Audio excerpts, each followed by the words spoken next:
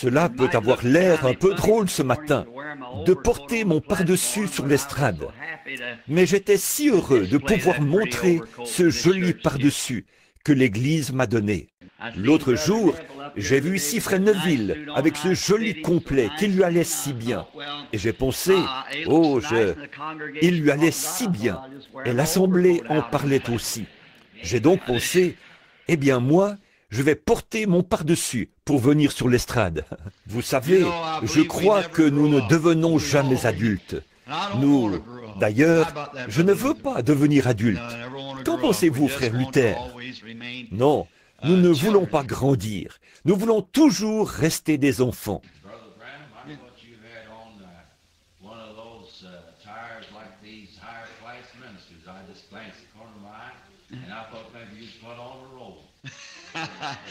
C'était élogieux pour ce beau pardessus. Je dois dire que que j'en avais vraiment besoin. Et c'est le meilleur que j'ai jamais eu. Et je l'apprécie vraiment beaucoup. Frère Roy Robertson, je ne sais pas s'il est ici ou non ce matin, mais il a eu quelque chose à dire quant au choix de ce pardessus. Il a vraiment fait un bon choix. Et nous sommes très, très contents de l'avoir. Ainsi, nous sommes très heureux d'être de retour dans la maison du Dieu vivant ce matin et de profiter de ces merveilleux moments de communion fraternelle autour de sa précieuse parole. Le Seigneur voulant, je devrais bientôt partir outre-mer. Vous avez dû voir dans La Voix, le journal des hommes d'affaires, que je vais partir outre-mer le mois prochain.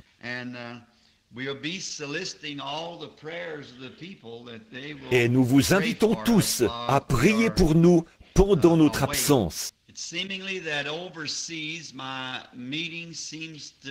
On dirait que mes réunions sont meilleures outre-mer, que cela accroche mieux là-bas.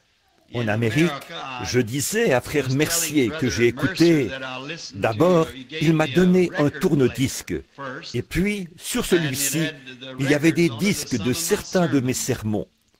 C'est là que j'ai réalisé que si jamais quelqu'un m'écoutait, cela résulterait de la grâce de Dieu à leur égard, car je me suis dit que j'aurais quand même pu faire un peu mieux. Oh, et voici qu'il enregistre aussi ça, un petit... Vous pouvez bien couper cette partie, voyez-vous. Il a tourné son pouce contre le bas. Je pense que cela signifie qu'il va couper cette partie-là. Mais je vous le dis, j'ai été tellement surpris. La prédication la plus médiocre que j'ai jamais entendue de ma vie, c'était bien la mienne. Vraiment, sur ce disque-là. Et cela m'a rendu si nerveux que je n'ai même pas pu manger mon dîner. Je suis tombé malade et j'ai dû quitter la table. Je n'ai pas pu dormir cette nuit-là. Et hier, je suis allé au Kentucky avec frère Wood. En revenant, j'ai dit, frère Wood, je ne sais pas comment je m'y prends pour qu'une personne vienne m'entendre parler. C'est si médiocre. Et je ne fais que me répéter. Et puis la grammaire qui fait défaut. Et pour ce qui est de la ponctuation, il n'y en a tout simplement pas. Je ne sais pas. J'ai dit, dans un certain sens, cela m'a encouragé. Parce que j'ai vu que Dieu doit être là derrière. Sinon, personne ne viendrait. C'est vrai. Alors que je parlais à frère Collins, je suppose qu'il est quelque part dans le bâtiment. Je lui ai dit, il est venu me trouver, et je lui en parlais. J'ai dit, frère Collins, en vérité, j'ai dit, il y a près de 30 ans que je suis prédicateur. Je devrais certainement savoir ce qu'est un sermon. Et j'ai dit, c'est le plus médiocre que j'ai jamais entendu. Lui-même est prédicateur méthodiste, et son frère est un homme assez important dans la dénomination méthodiste. Et il a dit, eh bien, je vais vous dire, frère Branham, il se peut que votre ponctuation et que vos phrases ne se terminent pas comme il faut, et ainsi de suite. Mais avez-vous déjà pensé à cet homme qui a prêché le jour de la Pentecôte, qui ne savait même pas signer son nom, et qui s'appelait Pierre? Il a dit, je peux m'imaginer que son discours n'était pas ponctué tout à fait correctement. Mais voyez-vous, ce qui incite un homme à regarder à cela, ce sont ces émissions radiophoniques qu'on entend, où tout est déjà sur papier. Vous voyez, ils peuvent donc mettre cela au net, avec la ponctuation et tout, parce qu'ils le lisent. Et je me suis tenu auprès de Charles Fuller, alors qu'il prêchait derrière une mangeoire à peu près grande comme ça qu'il utilisait comme estrade. Et tout ce qu'il a dit, il ne faisait que le lire. Point 1, point 2, point 3, point 4, et ainsi de suite, jusqu'à ce qu'il ait tout dit. Et cela était chronométré, déjà censuré pour la radio et tout. Pour ce qui est de Billy Graham, j'ai aussi vu ses prédications, et tout ce que lui et les autres font, c'est se tenir là et parler. Lisons simplement cela aussi vite que possible. Tout est déjà préparé. Je pense qu'à ce moment-là, vous pouvez avoir une ponctuation correcte. Mais le problème avec moi, c'est que je n'arriverai même pas à le lire. Si c'est moi qui l'écrivais, je suis sûr que je ne pourrais pas le relire. Ainsi, c'est sa grâce étonnante, n'est-ce pas, en voyant ce qu'il peut faire pour nous. Mais je suis reconnaissant de pouvoir commencer maintenant, de terminer une année et en recommencer une nouvelle. J'ai écouté une ligne de prière et je n'étais pas non plus satisfait de la ligne de prière en écoutant cela. C'est la première fois que je m'écoutais apporter un message et assurément, j'ai été surpris. La ligne de prière ne va pas comme il faut. Et je pense qu'il viendra un temps où il faudra que les gens sachent tout en ce qui les concerne avant qu'ils croient. Dès le premier de l'an, je veux donc changer cela. Je commencerai simplement la ligne de prière. Et lorsque le Seigneur me parlera au sujet de quelqu'un, me disant que telle personne est en dehors de la ligne ou que quelque chose ne va pas, c'est sur cette personne-là que je m'arrêterai. Les autres passeront sans s'arrêter. Autrement, on ne peut pas en faire passer suffisamment, voyez-vous. Les gens connaissent leur état. Ils savent qui ils sont et ce qu'ils ont fait. Mais s'il y a quelque chose en eux qui n'est pas tout à fait en accord avec Dieu, alors ce sera le moment de s'arrêter sur cette personne, voyez-vous, et de se dire, voici la personne en question. Ainsi, je crois qu'il y aura des modifications qui se feront, frère Léo, comme j'ai entendu cela. Et j'espère que Dieu nous viendra en aide dans l'année à venir.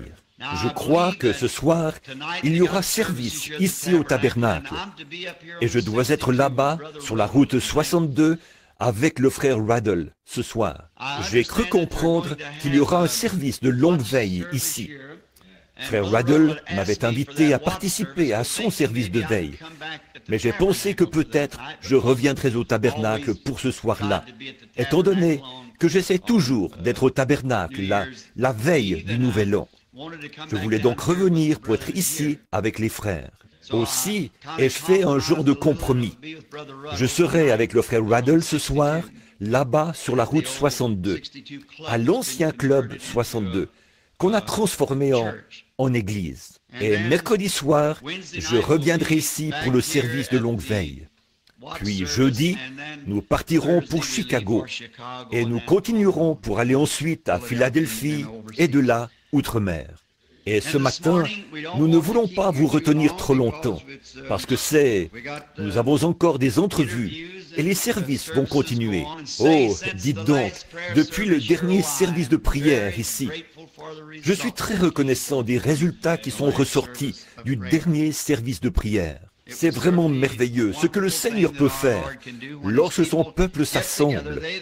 Ceux qui sont, s'ils invoquent le nom du Seigneur, s'ils se rassemblent, je crois que c'est ainsi qu'il est écrit, et prient, alors Dieu les exaucera des cieux.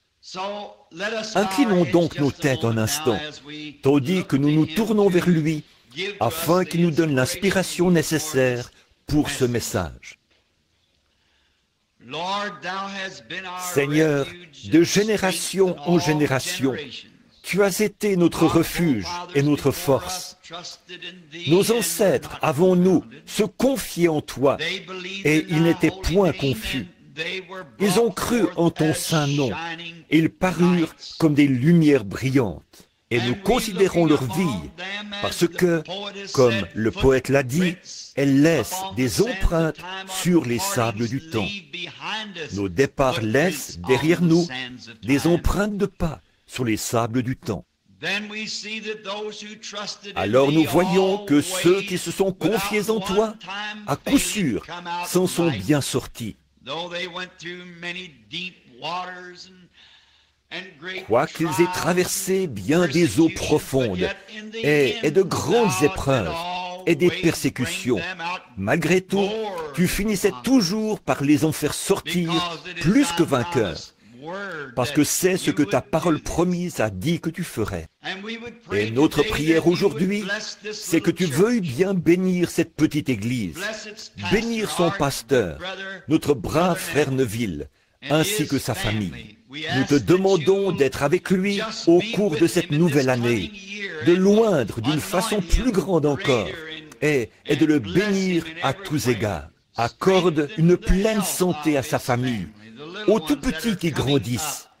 Garde frère Neville robuste et en bonne santé. Bénis également cette Église et chacun de ses membres. Le conseil d'administration, combien nous les aimons. Ce sont vraiment de vaillants hommes de Dieu.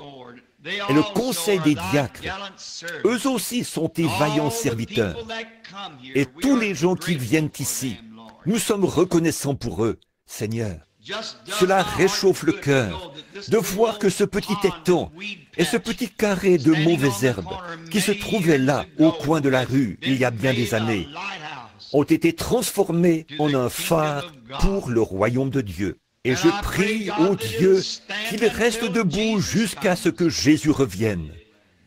Puissent beaucoup de nobles âmes qui se sont trouvées ici, Seigneur, apparaître en ce jour-là, lavés dans le sang de l'agneau. Accorde-le. Et Seigneur, comme nous ouvrons ta parole bénie ce matin et que nous en tournons les pages pour y lire un texte, nous savons que toi seul peux en donner le contexte. Nous te prions donc, ô Dieu, d'oindre ta parole. Puisse-t-elle aller directement dans le cœur des gens et leur faire du bien. Fais que les incroyants deviennent des croyants. Fortifie les chrétiens et guéris les malades. Donne du courage aux découragés et reçois-en la gloire. Afin que cela puisse s'accomplir, Seigneur, circoncis les lèvres qui parleront et les oreilles qui écouteront, car nous le demandons au nom de Jésus. Amen. Announcing a little text that fell on my heart since last Sunday.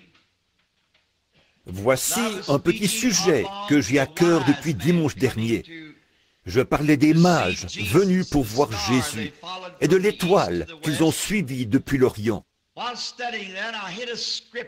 En étudiant cela, je suis tombé sur un passage de l'Écriture et, comme je n'ai pas pu être ici la veille de Noël à cause d'un service dans une prison, j'ai pensé parler aujourd'hui du sujet suivant. Pourquoi la petite Bethléem? Et je désire lire dans le livre du prophète Michée, l'un des petits prophètes, le verset 2 du chapitre 5. Nous y lisons ceci.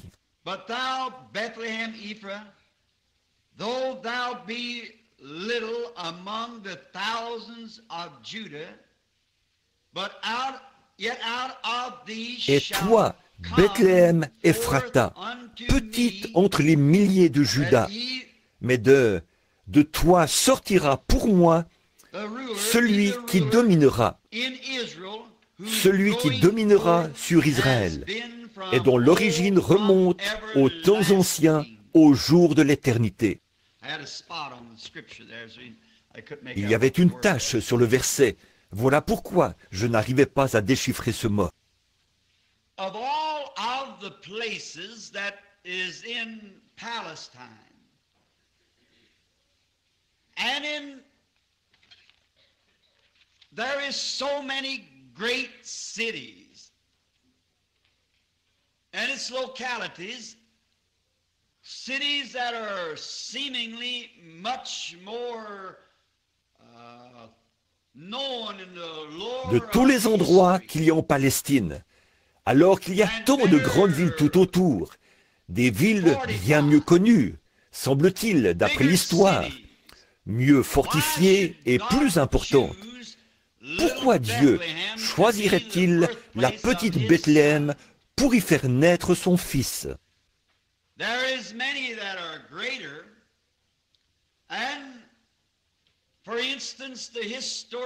Beaucoup sont plus importantes. Par exemple, le lieu historique de Jérusalem, la fière Jérusalem, la grande capitale, l'une des plus grandes villes de Palestine.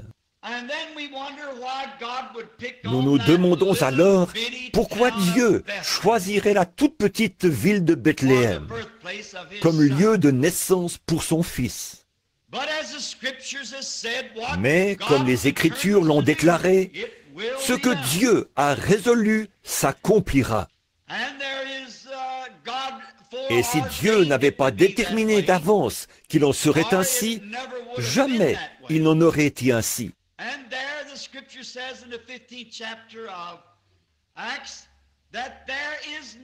Et l'Écriture dit aussi, au chapitre 15 des Actes, que rien n'arrive par hasard. Dieu savait tout. Ce n'est pas simplement arrivé comme cela, par hasard. C'est que Dieu l'a fait arriver ainsi. Et puis, nous, avec notre petite intelligence limitée, nous nous mettons à réfléchir. Pourquoi le grand roi du ciel choisirait-il un petit endroit comme celui-là, au lieu de la capitale? Au lieu de... Il y avait même bien des endroits dont le passé spirituel était supérieur à celui de Bethléem.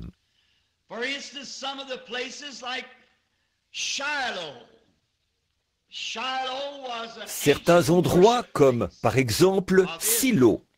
Silo était un ancien lieu d'adoration pour Israël. Chaque année, tous venaient à cet endroit important où se trouvait l'arche de l'Éternel. On pourrait donc se demander pourquoi il ne pourrait pas naître à Silo.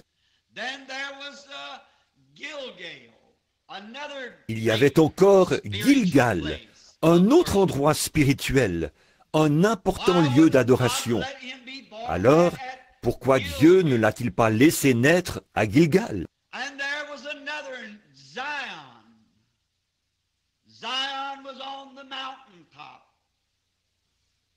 Il y en avait un autre appelé Sion. Sion, sur le sommet de la montagne. Et alors nous nous demandons pourquoi Jésus n'est pas né dans Sion, qui avait été reconnu historiquement comme un lieu où Dieu, d'âge en âge, avait béni son peuple. Il semble qu'il aurait peut-être pu choisir Sion, ou Gilgal, ou Silo, ou bien un des autres endroits illustres où il y avait eu de grandes bénédictions et de grands enseignements. Et il y avait d'autres villes célèbres, comme par exemple Hébron. C'était l'endroit où pouvait aller l'homme qui cherchait une ville de refuge, un lieu sûr. Ramoth, en Galade, était un autre de ces endroits de refuge où les gens pouvaient venir, ce qui en faisait un endroit fort approprié comme lieu de sa naissance. Et peut-être que si moi j'y avais réfléchi, je l'aurais amené à Kadès Barnéa, car là se trouvait le siège du jugement, de même qu'un endroit de refuge. Peut-être l'aurais-je amené dans cette région-là, pour qu'elle lui serve de lieu de naissance. Ou peut-être aurions-nous choisi l'une ou l'autre des autres villes. Mais vous savez, je suis si content que dans la Bible, même les tout petits détails ont une grande importance. Je crois que c'est Jésus qui a dit ceci. Vous négligez, ou plutôt, vous faites ce qui est plus important dans la loi, mais vous négligez les petites choses. Or, ce sont parfois les petites choses qui tiennent les grandes choses ensemble.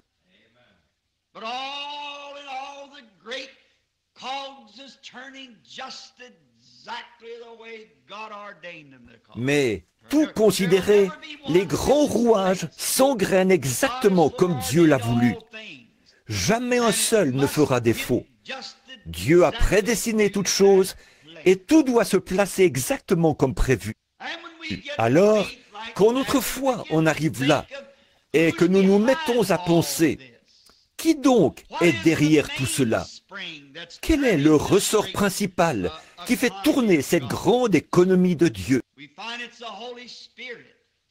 Nous découvrons que c'est le Saint-Esprit.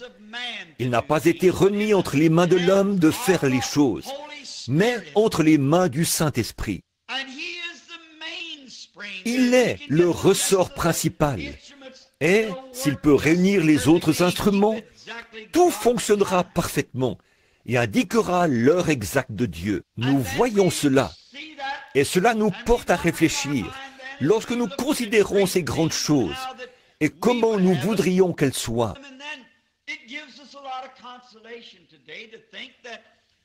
Il est alors vraiment réconfortant aujourd'hui de penser que même si nous sommes un petit groupe de gens, même si nous sommes insignifiants aux yeux du monde et des plus grandes églises dénominationnelles, parfois Dieu utilise ces petites choses simples, malgré tout. Car il est aussi écrit dans les Écritures, « Ne crains point, petit troupeau, car votre Père a trouvé bon de vous donner le royaume. »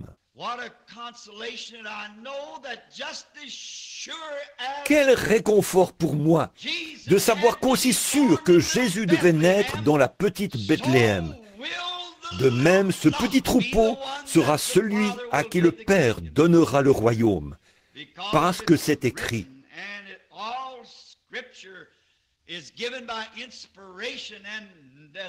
Et que toute écriture est inspirée, et que les écritures ne peuvent être anéanties, elles doivent s'accomplir.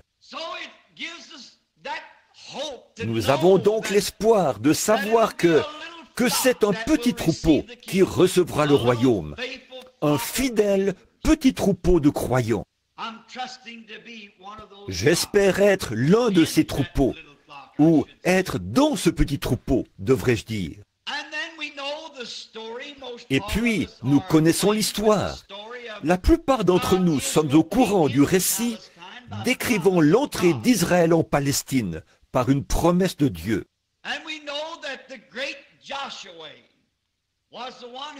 Nous savons que le grand Josué fut celui qui assigna à chaque tribu sa part. Et alors, certainement que si nous avions le temps de rester sur ce sujet d'ici à 6 heures ce soir, et d'examiner ces choses dans l'ordre pour en faire ressortir toute la signification. Mais cela ne nous est pas possible, car nous n'avons que 30 ou 40 minutes.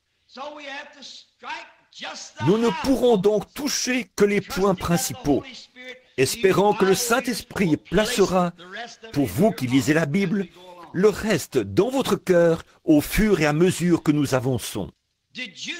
Saviez-vous que ces portions, telles que Josué les a assignées, là en Palestine, ont été données par inspiration? Et les mères israélites de ces patriarches, lorsque le bébé était en train de sortir, qu'elles étaient là dans les douleurs, en train d'accoucher de leur enfant, elles ont prononcé l'endroit précis où ces patriarches s'établiraient et se trouveraient dans les derniers jours. Vous parlez d'inspiration. Cette Bible est inspirée.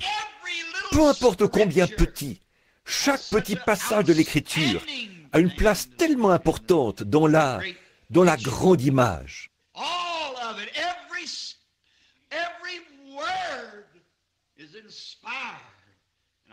Tout cela, chaque mot est inspiré. Et à cela est accrochée la destinée des âmes, car c'est là la parole du Dieu immortel et éternel. Et même ces mères, à la naissance de leur bébé, lorsqu'elles firent entendre leur voix, elles les placèrent là, dans la position qu'ils devaient avoir dans la terre promise des centaines d'années plus tard. Josué n'en savait rien, Mais pourtant, sous la même inspiration, il les plaça exactement là où ils devaient être.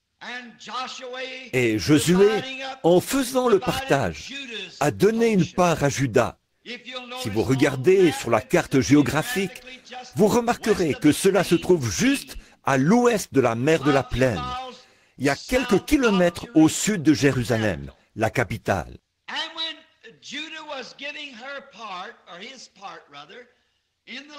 Et lorsque Juda a reçu sa part dans le pays, nous pourrions l'appeler sa province. C'est étrange, mais cette petite ville ne fut même pas mentionnée, Bethléem. Pourtant, elle se trouvait là, parce que Abraham, ou je crois que c'est Rebecca, qui fut ensevelie à cet endroit-là. Mais cela ne devait être qu'un tout petit village, parce que si vous lisez dans Josué 5, vous verrez qu'il y avait 115 villes principales qui appartenaient à Juda, sans compter les villages et les toutes petites villes. 115 villes sont mentionnées.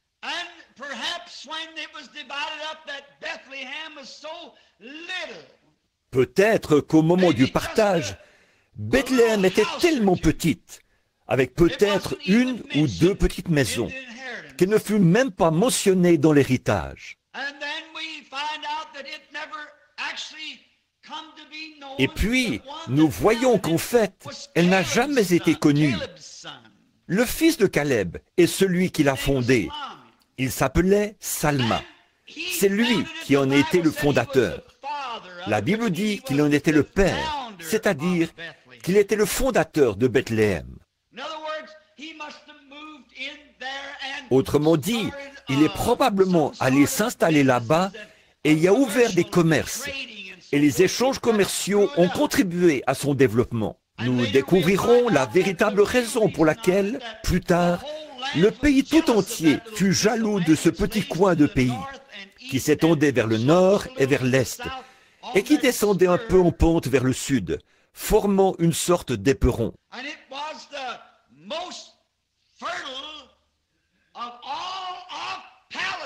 C'était l'endroit le plus fertile de toute la Palestine. C'était une zone de culture pour les céréales et le blé. Il y avait de grandes plantations d'oliviers et d'autres choses dans cette partie de Bethléem, ou plutôt de la Palestine, là au bout de la province de Juda.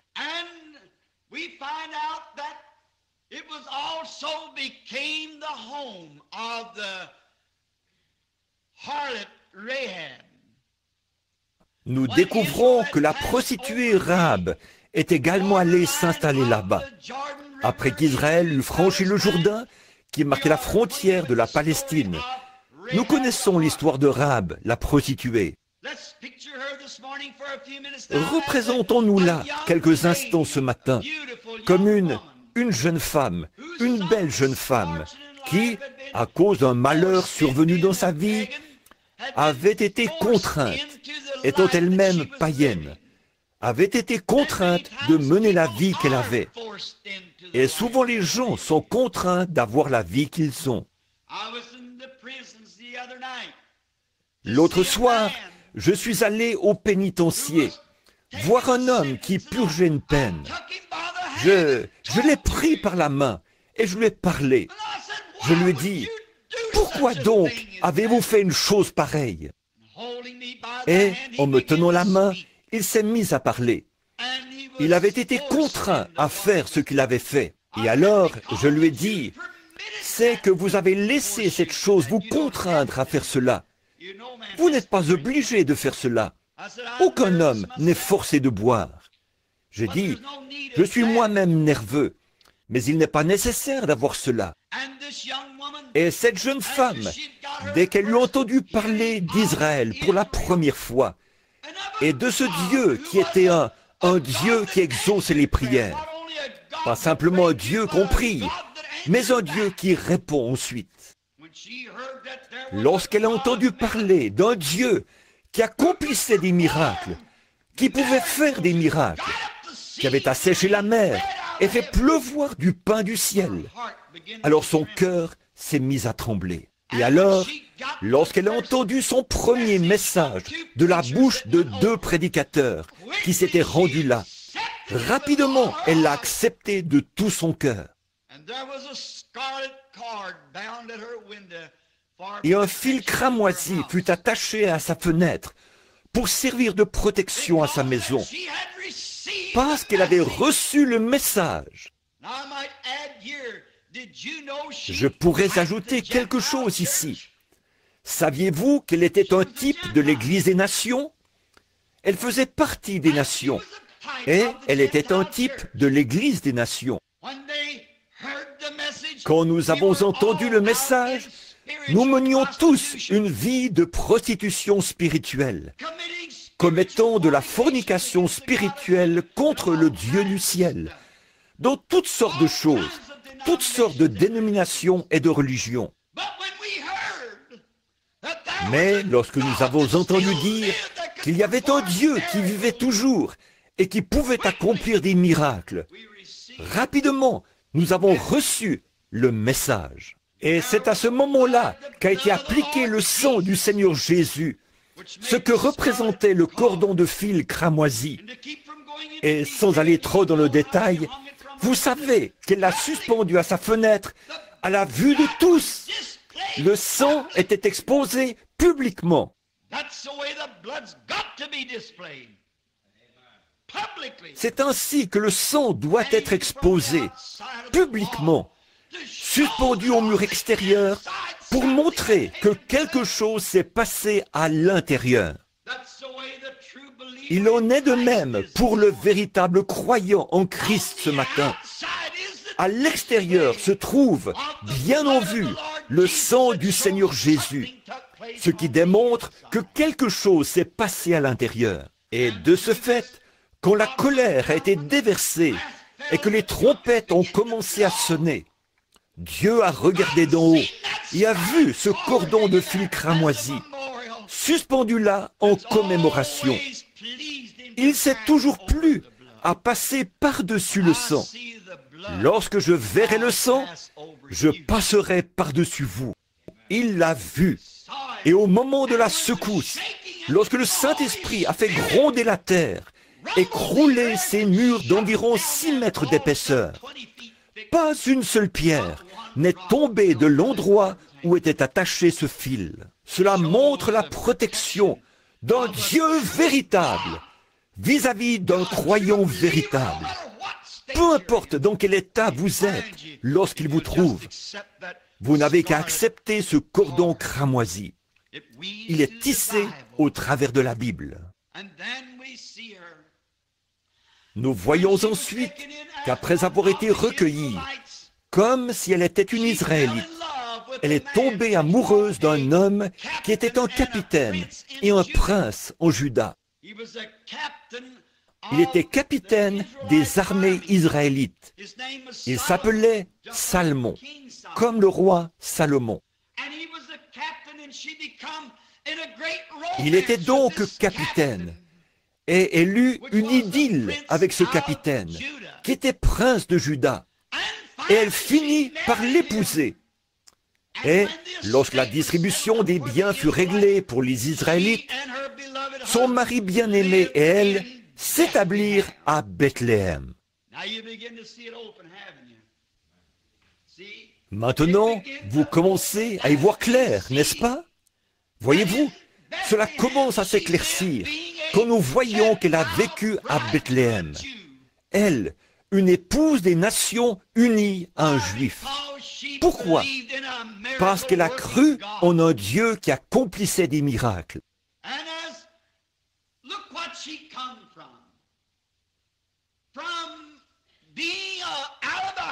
Regardez d'où elle est sortie, d'une maison malfamée, d'une maison de prostitution. Par sa conversion et par sa foi immuable en Dieu, elle est passée d'une maison de prostituées à une belle maison à Bethléem. Quelle différence! C'est ce qui se passe pour chacun d'entre nous.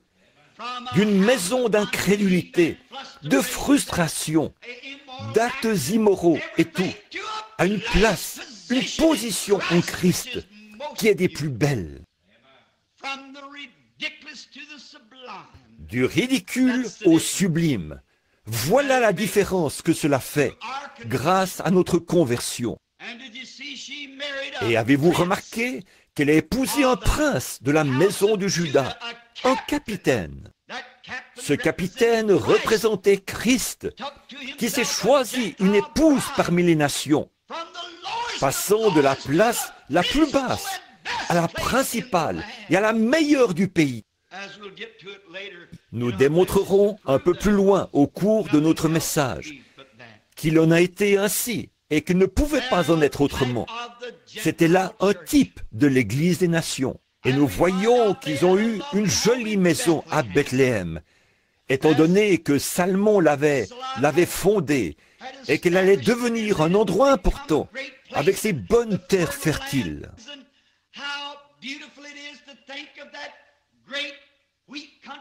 Quelle merveille lorsqu'on réalise que cette grande terre à blé allait devenir le centre mondial du pain. Et c'est vrai, ce n'est pas étonnant que Jésus ait dû naître là. C'est parce qu'il était le pain de vie. Toutes les nations venaient y chercher leur blé. Toutes les nations venaient y chercher leur grain. Car c'était là, à Bethléem, qu'il y avait toute cette terre fertile. Et même ce petit détail, vous voyez, le fait de dire « Oh, c'était la province du blé », cela avait une signification. Et vous voyez ce prince des nations, ou ce prince juif, prendre une épouse des nations et la conduire là, à Bethléem, pour s'y établir. Il a élu domicile là où il y avait du pain en abondance. Nous découvrons qu'à travers cette belle histoire d'amour et cette grande obéissance produite par la foi de la prostituée Rahab, celle-ci a donné à Salmon un fils du nom de Boz. Puis nous connaissons tous une autre belle histoire qui vient s'attacher maintenant à ce maillon. Boz est né à Bethléem, de Salmon et de la prostituée Rahab. Nous découvrons donc, des années plus tard, après que Naomi eut quitté le pays, qu'elle fut allée séjourner chez les Moabites, et qu'elle y eut été traitée si méchamment. Elle avait rompu la communion avec le reste des croyants pour aller, rétrograde qu'elle était, s'associer à un autre peuple dans un autre pays. Autrement dit, elle avait quitté l'Église des vrais croyants pour aller pendant quelque temps dans le monde, pour se joindre à une Église mondaine qui croit que tout est permis. C'est là qu'elle a perdu son mari. Et il n'est pas nécessaire qu'il s'agisse chaque fois d'une mort physique. Vous pourriez le perdre par une mort spirituelle, ou perdre votre épouse ainsi. Vous feriez mieux de rester sur un bon terrain. Vous feriez mieux de rester là où vous savez que vous êtes couvert par le sang. Peu importe l'apparence des autres, leur grandeur, les belles flèches qu'ils ont sur leurs églises, ou le timbre de ces grandes cloches. Vous feriez mieux de rester là où le sang couvre les péchés des gens. Sans quoi, vous pourriez vous perdre l'un l'autre. Et par-dessus tout, vous pourriez perdre le Seigneur Jésus et être exclu. Nous voyons ensuite qu'après que ses fils s'en furent allés, elle les avait perdus tous les deux. Elle est rentrée parce qu'il n'y avait pas d'esprit de réveil dans la ville à ce moment-là. Oh, combien j'aimerais m'arrêter ici quelques minutes. Combien j'aimerais relever cela et vous montrer que peu importe combien d'églises ont rétrogradé, restez sous le sang.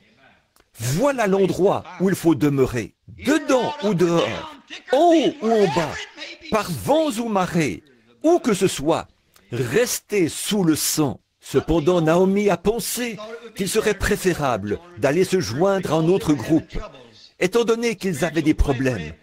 que le pain spirituel n'était pas là. Mais Dieu le redonnera. Je redonnerai, dit l'Éternel. Restez dans le champ d'où il provient. Ainsi, nous voyons qu'elle a commencé à avoir un grand désir de rentrer, après avoir appris qu'un grand réveil avait commencé. Et vous remarquerez que Naomi est retournée pendant la saison des orges, comme la Bible dit, juste au temps de la moisson. En d'autres termes, alors qu'un grand réveil battait son plein, si on l'applique spirituellement. Elle est retournée précisément en cette saison-là. Il ne lui restait rien. Elle n'avait plus rien. Et Orpa, l'épouse de l'un de ses fils, s'est mise à considérer tout ce qu'elle devrait sacrifier. Elle représentait l'Église moderne. Si je vais là-bas, je devrais me séparer de mes danses. Je devrais abandonner mes moments de plaisir et mes réunions mondaines. Alors elle pleura, embrassa sa belle-mère et s'en retourna. Mais voici une belle image. Il y en avait une autre avec elle, du nom de Ruth, une autre belle-fille, qui était encore un type de l'épouse des nations. Elle embrassa sa belle-mère et dit, « Je vais tout abandonner, je pars avec toi. Que ton peuple soit mon peuple, que ton Dieu soit mon Dieu. Où tu mourras, je mourrai. Où tu seras enseveli, je serai enseveli. » C'est cela, c'est ce que Dieu veut. Non pas aller jusqu'à la frontière, faire la moitié du chemin. Il doit s'agir d'un abandon absolu et total au royaume de Dieu. Elle l'embrassa et Naomi, pour la décourager, lui dit, « Tu ferais mieux de retourner vers ton peuple. Je suis âgée et il n'y a plus de fils en moi. » La loi déclarait qu'elle devait attendre un fils. Elle dit, « Mais il n'y en a plus en moi. Et même si j'avais un mari et que j'ai ensuite un fils, tu serais alors trop âgé pour l'épouser. Donc retourne vers ton peuple. » Mais Ruth dit, « Je ne retournerai pas. » Une foi enracinée, fondée, une foi parfaite était entrée dans le cœur de Ruth. Elle dit, « Je vais avec toi. » Et elle s'attacha à elle. Elle se cramponna à elle. « Je serai là où toi tu seras. » J'aime cela. Nous connaissons la suite de l'histoire. Nous savons que ce grand Bose, qui était le maître de la moisson, s'occupait de la moisson à ce moment-là, et qu'il était un parent de Naomi. Et lorsqu'elle trouvait Ruth, là, dans la petite mission, en train de glaner, chaque petit brin de paille qu'elle pouvait trouver et qui avait encore des grains, elle le gardait, car pour elle, c'était la vie. Bose, étant le maître de la moisson, ordonna à ses moissonneurs d'en laisser tomber une poignée pour elle de temps en temps, ce qu'elle ramassa avec joie. Ce jour-là, elle bâtit ce qu'elle avait glané, et on récupéra un grand tablier tout plein. Et lorsque Bose sortit, lui le maître de la moisson, et qu'il regarda Ruth et vit sa fidélité, il tomba amoureux d'elle. Observez Bose, qui représentait Christ. Où se trouvait-il? À Bethléem. Où Ruth était-elle arrivée? À Bethléem. Où glanait-elle? À Bethléem. Pouvez-vous voir toute la portée spirituelle de ceci? Le cadre dans lequel se déroule cette grande scène? Dieu connaissait tout cela depuis le début. Alors elle commença à interroger sa belle-mère sur ce qu'elle devait faire. Et finalement, Ruth épousa Bose. Encore là, une femme des nations mariée à un prince en Juda. Et elle s'établit et vécut à Bethléem. Ô toi, la petite Bethléem, n'es-tu pas la moindre des principales villes de Palestine? Mais il a plu à Dieu, dont la connaissance et l'origine remontent aux temps anciens, au commencement, d'y faire naître son Fils. Il sait tout et fait concourir toutes choses, juste comme il faut. Ruth épousa donc Boz là-bas. Et lorsque Ruth et Boz se sont mariés, si nous avions le temps de nous attarder sur cette belle histoire, l'une des plus belles scènes d'amour de tous les âges, lorsque Ruth et Boz se sont mariés. Et vous rappelez-vous? Oh, arrêtons-nous juste une minute ici. C'est simplement trop bon pour laisser passer cela. Ruth était une femme des nations. Elle n'avait pas d'héritage avec les Juifs, tout comme nous, des nations, n'avions pas d'héritage. Naomi était donc celle qui, en fait, devait hériter. Mais puisqu'elle avait perdu tout ce qu'elle avait au début, que tous ses biens avaient été vendus aux enchères publiques, elle avait donc été excommuniée et elle était partie. Alors, lorsqu'elle est revenue, il n'y avait qu'une personne qui pouvait racheter son héritage perdu. C'était le parent le plus proche d'elle. Boz savait cela. Il devait donc trouver un moyen de s'approprier cette jeune fille des nations pour en faire son épouse. Et que lui a-t-il fallu faire? Il lui a fallu acheter tous les biens de Naomi afin d'obtenir Ruth, car celle-ci faisait partie des biens de Naomi. Et le seul homme qui pouvait racheter, c'était quelqu'un de la famille, un proche parent. C'était là la loi de la rédemption. Et le seul moyen pour Christ de racheter la possession d'Israël rétrograde, c'était d'en devenir un parent. Et la seule façon pour Dieu de racheter la race humaine, c'était que Dieu lui-même devienne chair. Et Jésus était Dieu qui s'est fait parent de la race humaine. Il était Emmanuel. Il est devenu parent. Il a pris sur lui, non pas la forme d'un ange, mais la forme d'un serviteur qui a lavé les pieds et vécu. Et les renards avaient des tanières, les oiseaux du ciel avaient des nids, mais lui n'avait même pas un endroit où reposer sa tête. Il a mangé, il a bu, il a pleuré, il a ri, tout comme les autres hommes. Et il était Dieu, non pas un prophète, il était Dieu. Mais il devait être parent afin de racheter la race humaine perdue. Voici donc Boz dans ce grand type à Bethléem. Et regardez où ce parent est né, ce parent de la race humaine.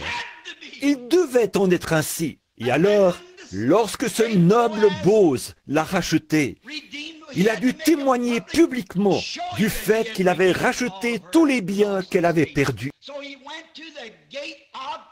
Il est donc allé à la porte de Bethléem, de nouveau cette petite ville, et il a appelé les anciens de la ville, et il leur a fait savoir qu'en ce jour, il avait racheté tout ce que Naomi avait perdu. Tout ce qu'elle avait perdu, il l'avait racheté. Et il a ôté son soulier et l'a jeté en l'air devant les gens comme signe. Et si quelqu'un a une raison de dire quoi que ce soit, qu'il parle maintenant. Car ceci est un acte commémoratif, que j'ai racheté tout ce qu'elle avait perdu. Oh, béni soit le nom du Seigneur.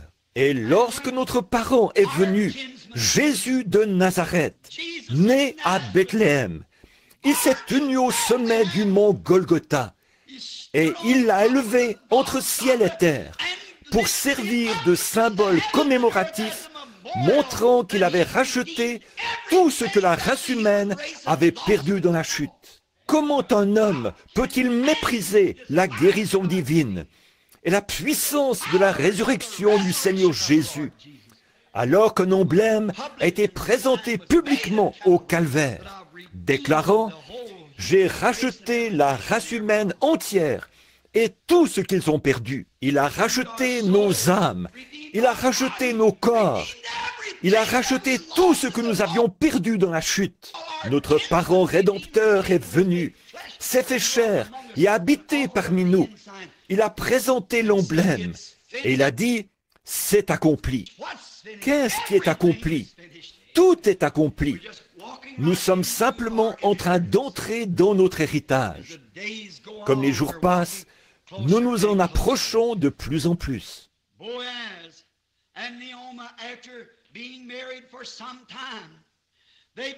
Boaz et Naomi, ils étaient mariés depuis un bout de temps, quand leur est né un fils qui a encore ajouté à la lignée, Obed, et lui aussi a engendré son fils, lequel s'appelait Isaïe. Et Isaïe a eu 8 fils.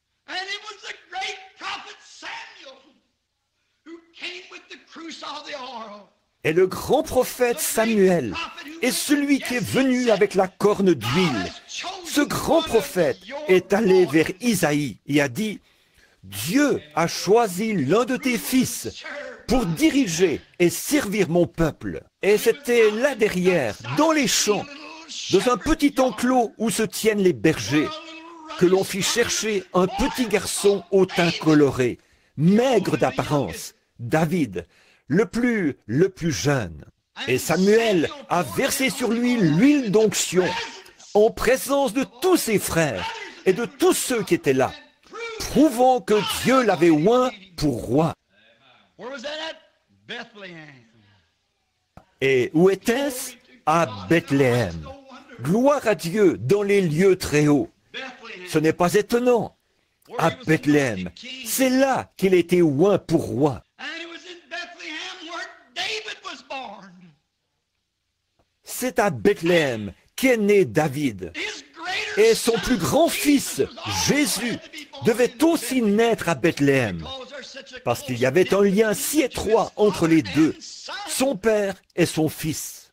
Ce grand-fils n'était pas seulement le fils, mais il était aussi le rejeton et la postérité de David. Il était même avant David et il serait après David. Il était d'éternité en éternité. Mais selon la chair et conformément à toutes les choses qui devaient s'accomplir, il était le fils de David. Il devait naître des années plus tard dans cette même Bethléem, cette petite ville abandonnée. Mais pendant tout ce temps, l'avez-vous remarqué? Il y avait là un grand mystère puissant à l'œuvre que personne ne semblait comprendre. Il en est de même dans la Bethléem de Dieu aujourd'hui. Il y a un signe mystère qui est à l'œuvre et que personne ne semble comprendre. Cela passe au-dessus de la tête des gens. Ils n'ont pas l'air de saisir. Peu importe ce qui est fait ou ce qui est dit. Et la partie mystérieuse de ce qui est fait, les gens regardent et disent « Oh, je pense que c'est en règle. » Et ils poursuivent leur chemin. Mais ils ne comprennent pas. Ils ne peuvent pas le saisir. Ils ne peuvent pas le comprendre. Et c'est ce que Dieu faisait à Bethléem, en Judée. Il était à l'œuvre. Toutes ces petites choses avançant pour aboutir à une grande tête.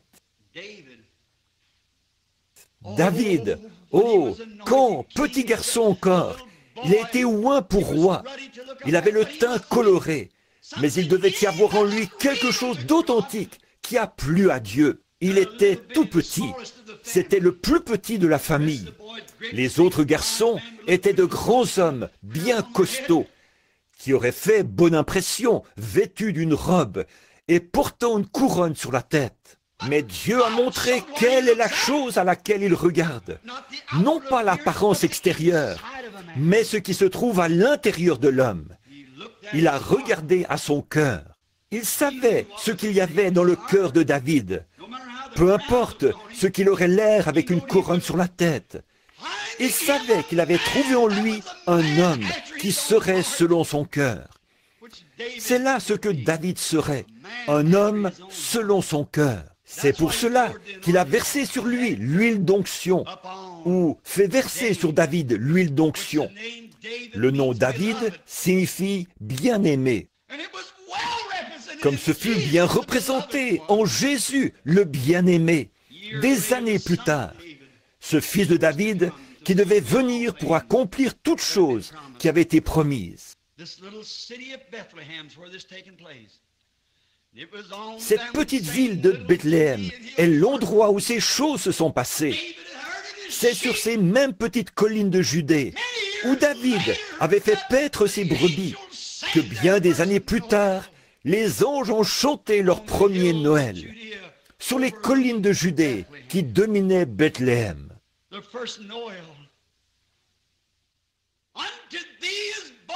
Le premier Noël. Dans la ville de David, il vous est né Christ le Seigneur. Quand, pour la première fois, des anges sont apparus pour chanter. Ils ne sont pas venus à Jérusalem, dans la grande église. Pas plus qu'ils ne sont venus à Gilgal. Ils ne sont pas venus à Silo non plus, qui avait été tout ce temps-là le lieu du culte religieux dénominationnel. Mais ils sont venus dans la petite Bethléem, où l'Esprit de Dieu avait agi d'une façon mystérieuse et avait produit quelque chose. C'est là qu'ils sont venus.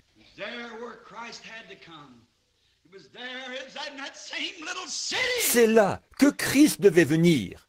C'est là, dans cette même petite ville, qu'est né un roi, qu'une mère, une vierge, allait enfanter son fils premier-né. Dans sa petite forteresse, fut abrité et logé le roi des rois et le seigneur des seigneurs. Non seulement Samuel est venu verser l'huile d'onction, mais Dieu l'a répandue sur lui et sur le monde. Christ le Seigneur. Les anges ont proclamé sa venue et ont chanté aux bergers qui, sur le flanc de la colline, avaient suivi David le roi bien des années auparavant. Voyez-vous le mystère de Dieu et combien il est grand? Il est né dans cette importante région où l'on cultivait le blé. Or, le blé fait partie des éléments de base pour le maintien de la vie. Et il était le pain de vie. Je suis le pain de vie. Celui qui mange ma chair et boit mon sang a la vie éternelle et ne mourra jamais, ni ne viendra en jugement. Mais il est passé de la mort à la vie.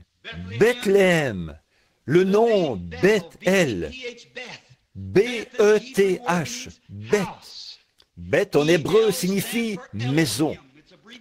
Et elle est l'abréviation d'Elohim. Elohim veut dire Dieu. B-E-T-H, Beth. Et elle, c'est Elohim, c'est-à-dire Dieu, la maison de Dieu, où est déposé le pain de vie. Et elle, H-E-M. Terminez ce mot et ramenez votre L avec votre E. Cela signifie une miche de pain en hébreu. L-M. Et elle, c'est Dieu, Elohim. B-E-T-H, c'est pain. Ou B-E-T-H, c'est maison. Et elle, c'est Elohim abrégé. Et alors, et elle, hem, c'est pain. Qu'était-il? La maison du pain de Dieu. La maison du pain de Dieu. Maison, Beth, Elohim, Dieu. El, hem, pain. La maison du pain de Dieu. Voilà la signification de Bethléem. Où aurait-il pu naître ailleurs que là? Pourtant, c'était caché à tous, excepté à ce prophète. Il a dit, c'est de Bethléem qu'il sortira. Il regardait à Jérusalem. Il cherchait dans tous ces grands silos. Il regardait partout. Mais il est venu de Bethléem, parce que c'était la maison du pain de vie de Dieu. Il est le grenier de Dieu pour le monde. Et c'est là qu'il est né, à Bethléem. Il ne pouvait naître nulle part ailleurs. On pourrait relever bien des choses importantes que j'ai notées cette semaine en étudiant les différents aspects spirituels liés au fait qu'il devait naître à Bethléem. Lorsque j'ai touché ces quelques points, le Saint-Esprit m'a saisi. J'ai dit, « Oh Dieu, cela suffit, je le vois à présent. » Il ne pouvait naître nulle part ailleurs qu'à Bethléem. C'était le lieu de provenance du pain pour la nation. Le pain de toute la maison d'Israël provenait de là. Et lui, il était le pain de vie qui est descendu du ciel, la manne spirituelle. Il devait donc venir de Bethléem, l'endroit où on allait faire la queue pour avoir du pain, l'endroit où se trouvait le pain. Bethléem, l'endroit où on faisait le pain. Or Jésus, qui était le pain de vie, a dit, « L'homme peut en manger et ne jamais mourir. » Un autre événement important que je ne voudrais pas oublier de mentionner, c'est lorsque David a traversé son moment le plus pénible. Lorsqu'il était en fuite, il avait déjà été oint. Il savait ce qu'il allait devenir. Il allait devenir roi. Dieu l'avait dit. Et pourtant, on le haïssait. Il se trouvait entre deux grands feux.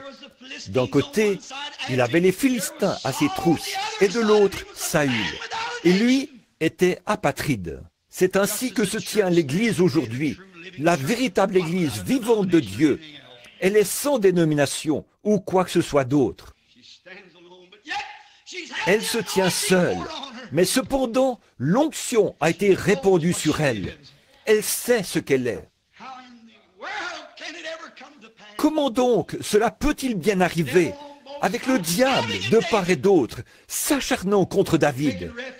Il s'était réfugié dans des forteresses et dans des cavernes dans le désert, essayant de se cacher, avec une poignée de fidèles guerriers, juste quelques-uns qui croyaient comme lui. Mais ces hommes avaient foi en Dieu, que celui-là serait le roi. Ainsi en est-il des croyants aujourd'hui qui sont cachés ici et là, mais ils savent qui va venir comme roi. Peu m'importe qui va être président, nous savons qu'il vient.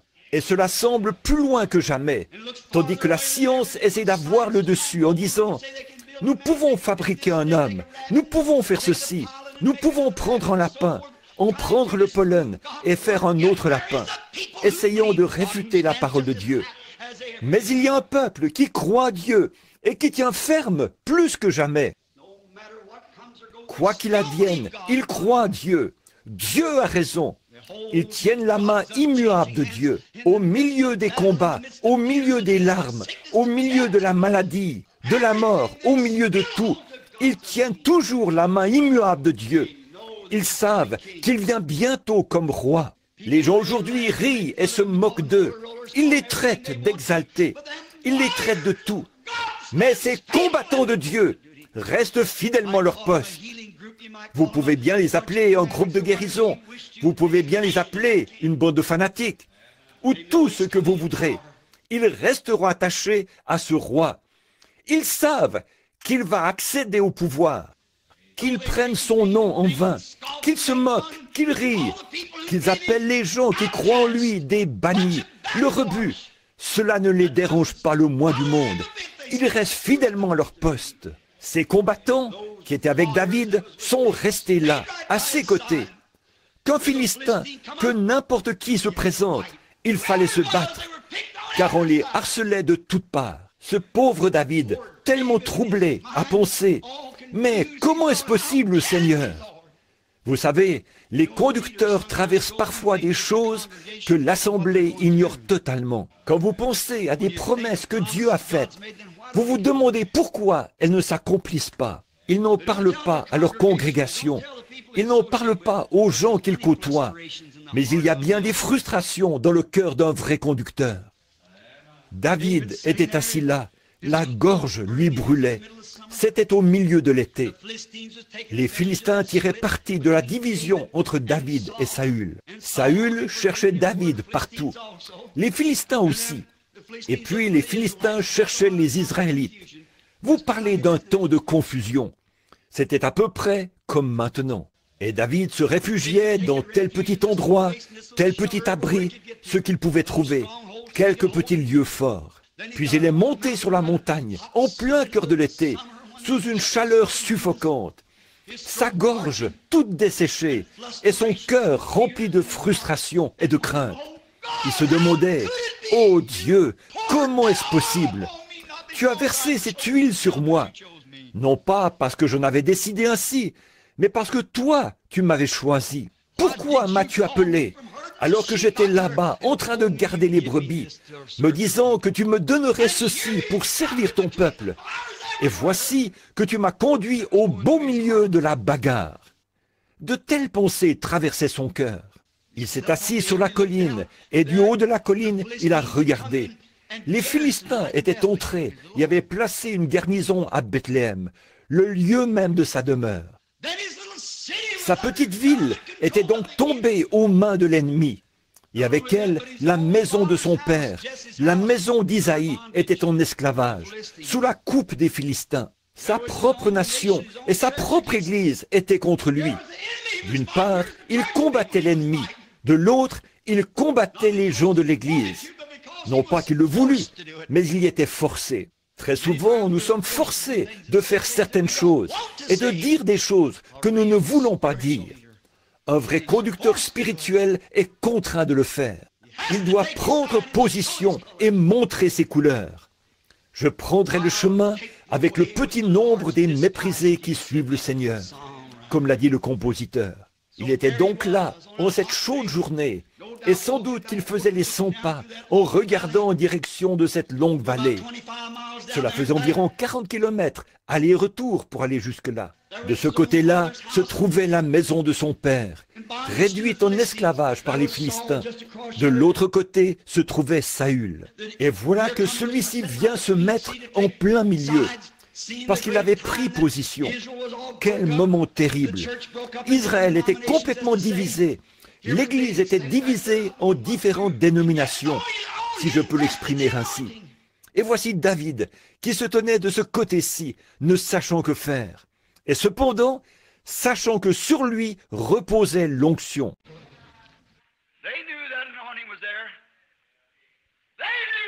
Il savait que l'onction était là. Il savait que David allait être roi. Alléluia!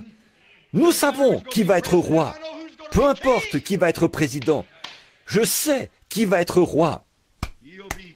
Il sera roi. Et je sais qu'il n'est pas facile de prendre position. Mais, ô Dieu, aide-moi à fermer mes yeux aux dénominations et à tout le reste, et à fixer mon regard sur ce que je vois là-bas, dans le spirituel. Il est le roi qui vient. C'est lui que je servirai. S'il me faut mourir, alors laissez-moi mourir. Si cela me coûte ma famille, mes bien-aimés, ma dénomination, si cela me coûte tout ce que j'ai, laissez-moi le servir. Je resterai avec lui. Voilà les combattants de Dieu, tels que ceux qui étaient avec David. Ils marchaient, la main constamment sur leur épée. C'est ainsi que les combattants de Dieu marchent. Ils sont prêts. L'ennemi dit, « Il te faut prendre un petit verre si tu veux vivre en société. Je ne toucherai pas à vos choses impures. » Amen. Voilà l'ennemi et voilà le combattant. Mais ne vas-tu pas renoncer à toutes ces balivernes d'exaltés que tu crois? Je crois Dieu, je resterai fidèle. Voilà les combattants. Oh, tu veux dire, mais la guérison divine n'existe pas. C'est ce que tu penses, mais moi, je sais à quoi m'en tenir. Le baptême du Saint-Esprit n'existe pas. Ces jours-là appartiennent au passé. C'est ce que tu penses, mais je l'ai déjà reçu. Tu arrives simplement un peu trop tard pour m'en parler. Il savait que l'onction reposait sur ce jeune homme au teint coloré. Il savait qu'il allait être roi. Mais David, dans son esprit, était frustré. Je peux imaginer cela. Observons-le une minute. Il se rend là et s'assoit. Et de là-haut, il regarde, pensant, « Ma ville bien-aimée, ma Bethléem, regardez-là, l'endroit où les grandes choses de Dieu sont arrivées. Le père du père du père de mon père y est né. Mon arrière-grand-mère a dit au moment de la naissance de Judas, de la tribu duquel je fais partie, que là-bas se trouvait quelque chose de surnaturel. elle a prononcé le nom de l'endroit. Et c'est à cet endroit précis que Josué a placé ce fils. Et à partir de là, toutes ces choses sont arrivées. Cela doit s'accomplir. J'étais berger, que tu as versé de l'huile sur ma tête. Tu as dit que je serais roi. Je te crois. Amen. Puis il regarde là en bas de nouveau et songe. Eh bien, tout là-bas, dans ma petite ville, là où je suis né, ce petit groupe auquel j'appartenais, c'était le bon vieux temps. Les méthodistes auraient avantage à faire un retour en arrière à leur bon vieux temps, lorsqu'ils étaient peu nombreux et se réunissaient dans des petites écoles, ici en Amérique, et qu'ils tombaient sous la puissance de Dieu et se jetaient de l'eau sur le visage. Et vous, les baptistes, feriez mieux de vous rappeler d'où vous êtes venus. Les autres aussi, vous, les pentecôtistes, souvenez-vous donc d'où vous êtes venus. C'est vrai. Voici que, dans le feu du combat, David se met à penser. Oh, je me rappelle ces nuits où je couchais là-bas sur le flanc de la colline. Je me rappelle lorsque j'observais les étoiles se déplacer dans le firmament et que Dieu parlait à mon cœur de petit garçon. Je me rappelle ce jour où je suis tellement entré dans l'esprit à contempler les nuages et les verts pâturages que, poussé par l'esprit, j'ai chanté à plein gosier. L'Éternel est mon berger, je ne manquerai de rien. Quand je marche dans la vallée des ombres de la mort, je ne crains aucun mal, car tu es avec moi. Oh là là! Et voici qu'il était précisément dans les griffes de la mort à ce moment-là, et des deux côtés. Et même quand je marche dans la vallée de l'ombre de la mort, ce bon vieux temps, quand l'Esprit était avec moi, quand Dieu était avec moi, que je chantais ses louanges et jouissais de sa présence. Je me souviens de la fois où un lion est venu un matin et s'est emparé de l'une de mes brebis. L'Esprit de Dieu est venu sur moi, et alors j'ai couru après lui. Je l'ai saisi et l'ai coupé en morceaux. Je me souviens de cette délivrance. Oh, je me rappelle le soir où, juste avant le coucher du soleil, un ours est venu et s'est emparé de l'une des brebis, et je l'ai tué. C'est grande délivrance. Je me souviens quand, tout enfant, je chantais ses louanges, pendant que je faisais paître mes brebis. Oh Dieu, ramène-moi à ce point-là. Ramène-moi à mon premier amour. Ramène-moi là-bas et redonne-moi mon bâton de berger. Redonne-moi mon troupeau de brebis. Laisse-moi tout seul là-bas à t'adorer. Il nous arrive de penser à cela, mais nous sommes dans le feu du combat. Il faut faire quelque chose. Il fut un temps où nous étions des garçons, mais nous sommes des hommes à présent. Le combat fait rage. Je me rappelle lorsqu'il y avait de la sciure par terre, et que les gens criaient et jubilaient, et qu'on ne pouvait pas pénétrer ici tellement il y avait du monde. Mais il n'en est plus ainsi aujourd'hui. La bataille fait rage. Il ne s'agit plus de William Branham, le tout jeune prédicateur. Il faut produire quelque chose. Oui, monsieur, il doit y avoir quelque chose de différent. L'heure avance. La bataille fait rage. La chaleur du feu se fait sentir. C'est le temps de la délivrance pour les gens, pour tous ceux qui sont trouvés écrits dans le livre. Maintenant, l'heure est venue. David, tout frustré, faisait les 100 pas en pensant « Oh, quelle chaude journée! Oh, ce qu'il fait chaud! Oh, Saül pourrait venir de cette direction-ci, et les Philistins de cette autre direction. Les armées nous entourent de toutes parts, et nous voici assis là, à l'entrée d'une caverne. Mais pourtant, l'huile d'onction est sur moi. Comment est-ce possible, ô Dieu? Comment est-ce possible? Oh, si seulement je pouvais boire quelque chose. » C'est alors qu'il retourne en pensée là-bas, aux portes de Bethléem. Il y avait là un puits. Aucune eau n'était comparable à son eau. Vous savez, la Palestine possède de la mauvaise eau. Leurs eaux sont contaminées et peuvent même transmettre la fièvre Blackwater, entre autres. Il y a aussi une grande partie de leur eau qui est alcaline et qui vous tuerait. Or, Bethléem est aussi le principal point d'eau de la province. Il n'y avait aucune eau comparable à celle de Bethléem. David pensait, « Oh, quand je partais avec mes brebis le matin, je passais près de ce vieux puits pour y boire.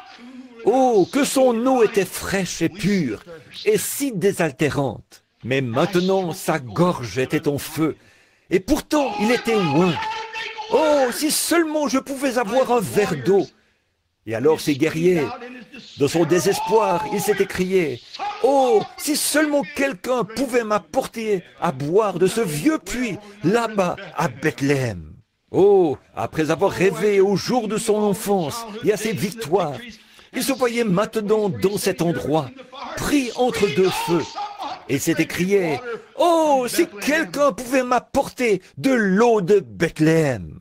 Ces guerriers ne pouvaient pas lire dans sa pensée, mais frère, ils l'aimaient avec tout ce qu'il y avait en eux. Le moindre de ses désirs était pour eux un ordre. 3 de ces puissants guerriers ont donc dégainé leur épée, se sont glissés hors du camp et se sont frayés un chemin sur une distance de 40 kilomètres. Lorsqu'ils sont partis, David s'est sans doute demandé, « Où sont-ils? Qu'ont-ils fait? Où sont-ils allés? Ne savaient-ils pas qu'ils risquent leur vie? » Ils s'étaient jetés dans les griffes de la mort, avec des embuscades dressées partout, sur une distance de 40 kilomètres. Les épées tournoyaient et les boucliers s'entrechoquaient. Mais leur homme, leur frère qui, comme il le croyait, allait devenir roi, désirait à boire. Oh frère, je me demande si les guerriers aujourd'hui sont prêts à se frayer un chemin à travers le formalisme, les doutes et l'incrédulité, pour exaucer les désirs du Seigneur en sa présence. Le moindre de tes désirs, si c'est l'Afrique, si c'est l'Inde, si c'est dans la rue, peu importe où c'est, le moindre de tes désirs, Seigneur, est pour moi un ordre.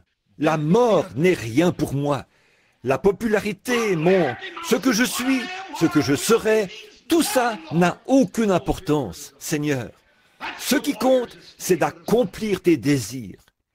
Voilà les guerriers qui se tiennent à ses côtés. Quand on me traiterait d'exalté, quand on porterait atteinte à ma réputation, quand on me jetterait à la rue, que m'importe? Ton désir est pour moi un ordre. Voilà le véritable soldat. Qu'ont-ils fait? Ils ont combattu sans relâche jusqu'à ce qu'ils soient parvenus à ce puits. Ils y ont plongé leur seau et ils sont revenus, combattant encore, croisant le fer à droite et à gauche pour se frayer un passage. Finalement, ils sont arrivés devant David et ont dit, « Voici mon Seigneur. » Oh là là! Quoi? Un homme qui était tombé en disgrâce, un homme qui était haï de l'Église, un homme qui était haï du roi, un homme qui était haï des Philistins, un homme qui était haï presque de toutes parts, excepté du petit groupe qui le suivait. Eux savaient qu'il était le roi qui allait bientôt venir. Je sais qu'aujourd'hui, nous chantons de beaux chants, nous bâtissons de magnifiques églises, nous avons de beaux cantiques et tout. Nous le louons ainsi. Seulement, Jésus a dit, « Mais votre cœur est éloigné de moi, car vous enseignez des préceptes qui sont des commandements d'hommes. » Que le Saint-Esprit vienne et fasse quelque chose dans l'Église, montrant la présence de Jésus-Christ, et ils vous jetteront dehors. C'est en vain que vous m'honorez. Ils adorent, mais c'est en vain que vous le faites, en enseignant comme doctrine des traditions d'hommes. Mais il y a des combattants qui croient en lui. Il y a des combattants qui se tiennent à ses côtés avec une compréhension spirituelle, comme il y en avait là-bas dans la petite Bethléem. Assurément. David a pris ce seau d'eau, l'a regardé, et la Bible dit qu'il l'a répandu par terre. Il a dit, « Seigneur, loin de moi la pensée de boire cela, parce que tes guerriers ont risqué leur vie pour aller là-bas et pour m'apporter cette eau. C'est là le sang des hommes. Je ne peux pas le faire. Et cette eau pure, pour laquelle ils avaient risqué leur vie, en franchissant les lignes ennemies et en se rendant là-bas. David l'a répandu par terre, comme offrande volontaire au Seigneur. Ce n'était pas un geste mesquin, c'était simplement pour accomplir les Écritures. Parce que, bien que Jésus de Bethléem soit le pain de vie, il est aussi l'eau de la vie, assurément. Qu'a-t-il fait? Il était représenté à la fois en David et en ses guerriers, parce qu'il était le roi, et il était le guerrier qui est venu et s'est frayé un passage à travers les lignes de l'ennemi. Amen.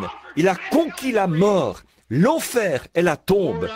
Il a répandu son propre sang, afin que s'accomplisse Jean 3, 16. Car Dieu a tant aimé le monde qu'il a donné son Fils unique, afin que quiconque croit en lui ne périsse point, mais qu'il ait la vie éternelle. Ce n'est pas l'eau qui représentait cela qu'il a donné, mais lui-même était cette eau. Autrement, c'était la mort, pour qu'un peuple qui périssait ait la vie. Comment l'a-t-il fait? Par son propre sang, en le répandant, non pas en le renversant, ce serait un accident, mais il l'a répandu librement au calvaire, après qu'il eut fait une percée à travers toutes les lignes de l'ennemi. Alors, il a répandu son sang avec sa vie, afin qu'il puisse être le grenier pour le monde, et la fontaine remplie de sang, tirée des veines d'Emmanuel. Et les pécheurs plongés sous ce flot perdent toute marque de culpabilité. Voilà pourquoi il est né à Bethléem. Voilà pourquoi il devait y venir. Parce que c'était le centre pour le pain de vie. C'était aussi le centre pour l'eau. Quelle sorte d'eau? Les eaux de la vie. Et en Jésus se trouvait à la fois le pain de vie et les eaux de la vie. Par conséquent, il devait venir et naître à Bethléem. Toi, Bethléem de Judée, n'es-tu pas le moindre de tous les grands princes? Tu n'es qu'un simple petit prédicateur. Tu es simplement un petit. Mais de toi sortira celui qui dominera, et dont l'origine remonte aux temps anciens. Et il existe depuis toujours, et d'éternité en éternité. Voilà pourquoi il est né à Bethléem en Judée. Cela lui a servi de berceau. Et mon frère, l'endroit où il veut avoir son berceau aujourd'hui, c'est dans votre être, dans votre propre cœur, afin qu'il puisse manifester par vous les eaux de la vie, un peuple qui périt, et le pain de vie, un peuple affamé. Il est le pain et l'eau de la vie. Les deux choses essentielles à la subsistance de l'homme sont le pain et l'eau. Sa promesse est certaine. Inclinons nos têtes un instant.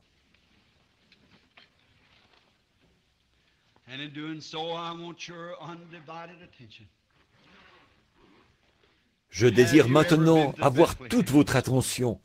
Dites-moi ce matin, êtes-vous déjà allé à Bethléem? Si vous n'avez jamais été à Bethléem, on disait aussi Ephrata de Bethléem. Ephrata de Bethléem. Ephrata signifie racine. Cela vient du mot H-E-M-P, hemp, ce qui signifie racine. Et cet ancien district s'appelait Ephrata, ce qui signifie que c'est le commencement de la vie. Christ a dit, « Si vous demeurez en moi, je suis le cep et vous êtes les sarments. Il est la racine de toute vie. » Si vous n'êtes jamais allé à Bethléem, Ephrata de Bethléem, venez ce matin, recevez-le comme votre sauveur, et il vous pardonnera vos péchés. Voulez-vous lever la main vers lui en disant, « Seigneur Dieu, sois miséricordieux envers moi maintenant, tandis que je viens à Jésus de tout mon cœur. Je viens à ta Bethléem, l'eau et le pain de la vie. Je l'accepte maintenant comme mon sauveur personnel. Que le Seigneur te bénisse, jeune homme, là derrière. Que le Seigneur vous bénisse. Que Dieu te bénisse, petit. Y aurait-il quelqu'un d'autre qui voudrait dire, « Je viens maintenant, je ne prends rien avec moi. Je me tiens ici assoiffé, la gorge sèche. Je me demande où aller pour trouver la vie véritable. Je me le demande. Je me suis joint à différentes églises. Que Dieu vous bénisse, sœur. Je me suis joint à des églises. J'ai fait tout ce que je pouvais, frère Branham. Mais je ne suis jamais encore entré en contact avec cette vraie source de vie. Je viens maintenant, Seigneur, pour la recevoir. Il est ici pour vous. Voulez-vous simplement lever la main et dire, « Me voici, Seigneur. Je suis celui qui se tient ici et qui a un besoin. Que le Seigneur vous bénisse, tandis que nous prions. Ô Seigneur Dieu, ce petit message entrecoupé, apporté à partir des Écritures, présentant les différents symboles que tu y as placés, peut-être sont-ils cachés aux yeux des sages et des intelligents pour être révélés aux enfants, lesquels sont disposés à apprendre. Cela montrait la petite Bethléem, la moindre de toutes.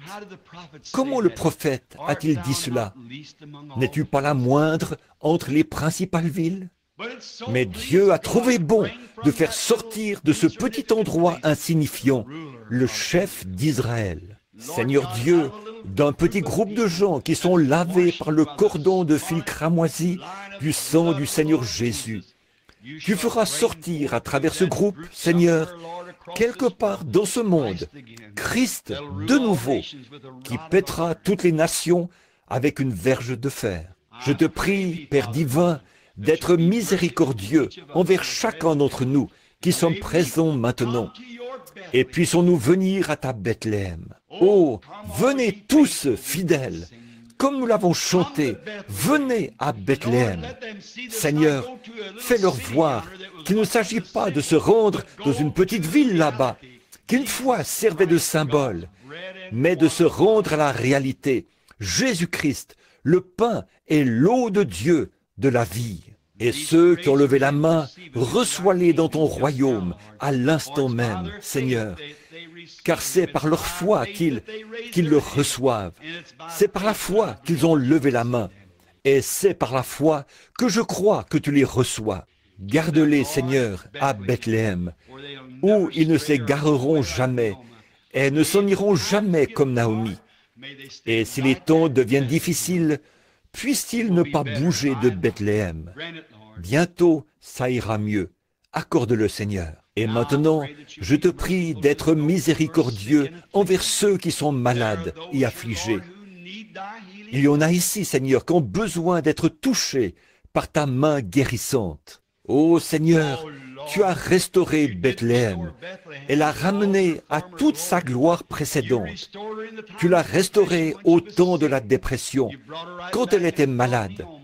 Tu l'as ramenée et tu as fait venir Naomi à la saison des orges. Et maintenant, Père, nous te prions de ramener chaque Naomi et chaque personne ici qui est dans le besoin. Je te prie, ô Dieu, ô Seigneur, nous sommes en pleine saison des orges. Ce grand pain d'orge qui a été vu roulant de la colline jusque dans le camp de l'ennemi. Je te prie, ô Dieu, d'amener ce grand pain d'orge dans le bâtiment maintenant et qu'il serve d'expiation pour les maladies des gens, aussi bien que pour le péché, et guéris chaque personne qui se trouve dans la présence divine. Je sens, Seigneur, peut-être n'est-ce qu'une impression personnelle, mais je sens que tu es prêt. Je sens ta proximité. Maintenant, ici, je crois que tu es ici. Je ne dis pas ceci à cause des gens. Ô toi qui connais le cœur de l'homme, je prie, Seigneur, qu'il puisse, d'une façon ou d'une autre, saisir la vision ce matin comme ces guerriers. Que ta grande omnipotence, ta grande puissance, ta grande présence, ce que tu es, le Fils de Dieu, le Roi, le Oint, que tu es au milieu de nous.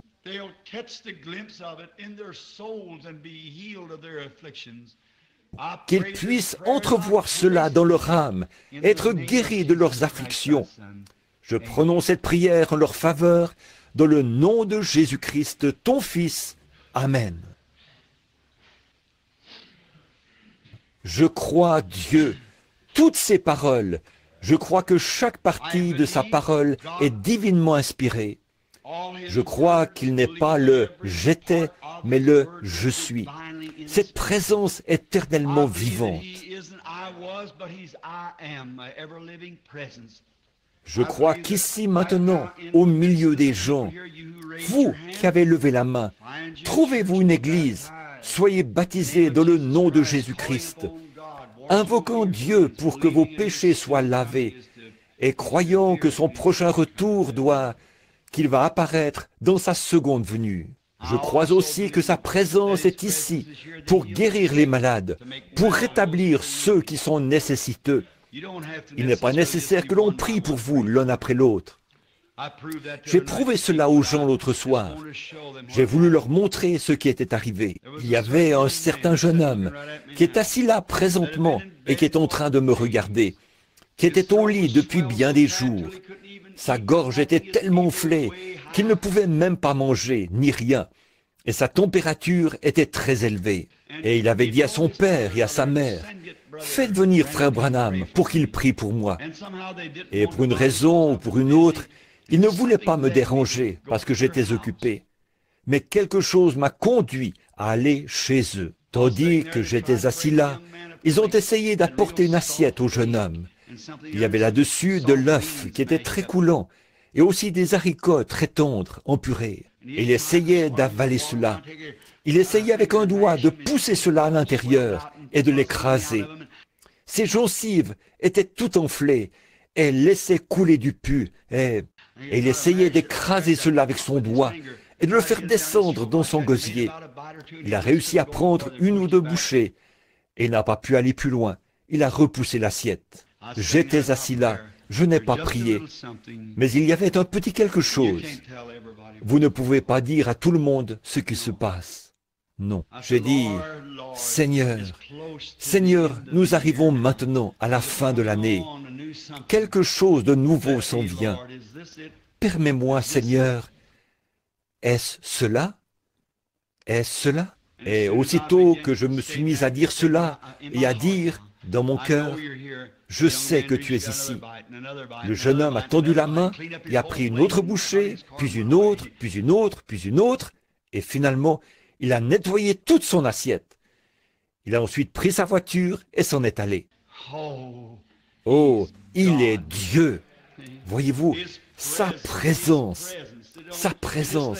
simplement qu'il soit présent. Cette dernière photo, celle qu'ils ont prise l'autre jour, la plus récente. Lorsque je l'ai vue là-dessus, ce tenant-là, j'ai regardé et je me suis dit, eh bien, j'ai déjà vu l'ange du Seigneur sur des photos. Je sais que c'était merveilleux. Mais lorsqu'il a pris celle-ci, puis, vers les 3 heures du matin, il m'a réveillé et m'a dit ce que cela signifiait. Il m'a tout expliqué, à propos de l'armure et tout. Il m'a montré des choses là-dessus que je n'avais jamais vues. Je suis allé chercher la photo, je l'ai regardée, et là, j'ai vu. Je n'avais pas vu ça auparavant. Oh, quel sentiment cela a suscité en moi. Quel réconfort de savoir qu'il est présent. Il est ici, simplement sa présence. Et la présence du Seigneur était là pour guérir les malades. La présence du Seigneur est ici pour guérir les malades. La présence du Seigneur est ici pour amener les pécheurs à reconnaître leur état. La présence du Seigneur est au milieu de son peuple et il est la Bethléem de Dieu, remplie de pain et d'eau. Comme je suis content, pas vous, que nous ayons un endroit où nous pouvons venir pour y manger et vivre pour toujours. Maintenant, que le Seigneur vous bénisse. As-tu quelque chose à dire, frère? Levons-nous un instant. Ce vieux cantique que nous avons l'habitude de chanter en nous séparant. Prends le nom de Jésus avec toi. Combien aime le Seigneur? Levez la main bien haut. Et maintenant que vous les avez levés, baissez-les et serrez la main de quelqu'un près de vous en disant « Que Dieu vous bénisse, pèlerin, que Dieu vous bénisse. » Très bien, très bien. C'est simplement afin que vous puissiez faire connaissance les uns avec les autres. Très bien. Maintenant, regardons vers le ciel et chantons ce cantique. Prends le nom de Jésus avec toi. Enfant de tristesse et de malheur, cela te donnera la joie et le réconfort. Prends-le partout où tu vas. Précieux nom, précieux nom. Oh, combien il est doux. espoir de la terre et joie du ciel. Précieux nom, précieux nom. Oh, combien il est doux! Espoir de la terre et joie du ciel. Maintenant, souvenez-vous.